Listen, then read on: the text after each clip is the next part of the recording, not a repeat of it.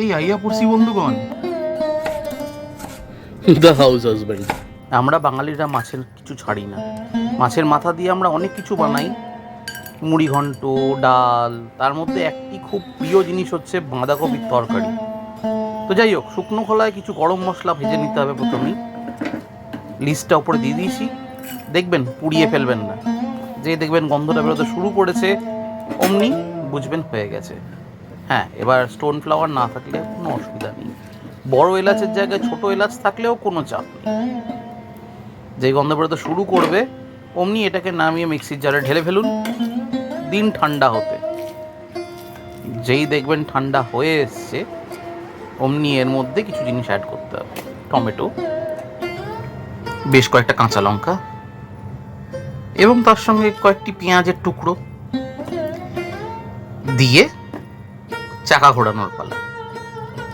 মাথা রাখবেন, এই মশলাটাই কিন্তু মানে এই যে পেস্টটা বানালেন এটা দিয়েই কিন্তু বাঁধাকপির তরকারির টেস্ট আসবে।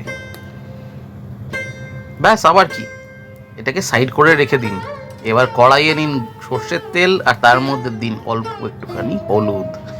গ্যাসটা অন করতে ভুলবেন না কিন্তু। ব্যাস, এবার মাছের মাথা ভাজা শুরু করুন।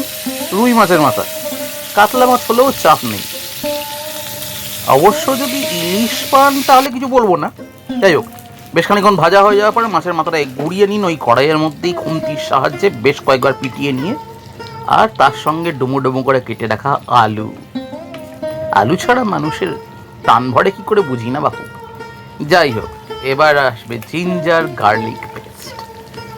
বেশ কিছুটা জিঞ্জার গার্লিক পেস্ট দেওয়ার পালা। বাবা, পড়েই না, যাও পড়েছে। এইবার যে পেস্টটা বানিয়ে রেখেছিলেন সেটা ব্যাস শুরু করুন ভাজতে ভালো করে, যতক্ষণ না তেল ছাড়ছে। যে দেখবেন তেল ছেড়ে এসছে অমনি দিন স্বাদ মতো নুন আর চিনি। আবার খানিক্ষণ ভাজার পালা, তারপরে দিয়ে দিন বাঁধাকপিটা।